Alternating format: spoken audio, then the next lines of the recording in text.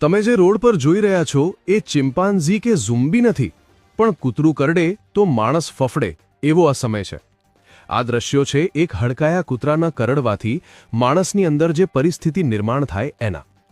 આ વિડીયોમાં એક માણસ રોડ પર કૂતરાની માફક ચાલી રહ્યો છે, કારણ કે આ માણસમાં હડકવા થયો છે. હડકવા એ એક ગંભીર વાયરલ ચેપ છે જે રેબડો વાયરસ દ્વારા થાય છે અને ચેપગ્રસ્ત પ્રાણી અન્ય પ્રાણી અથવા મનુષ્યને કરડે અથવા ખંજવાળ્યા પછી તેની લાળ દ્વારા પ્રસારિત થાય છે.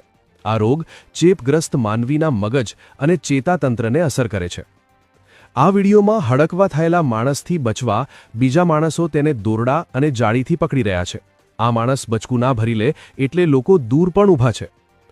તમને જણાવી દઈએ કે અમદાવાદમાં એક પોલીસ ઇન્સ્પેક્ટરને પાળેલા કૂતરાનો નખ વાગતા હડકવા થયો હતો અને તેમનું મોત થયું હતું.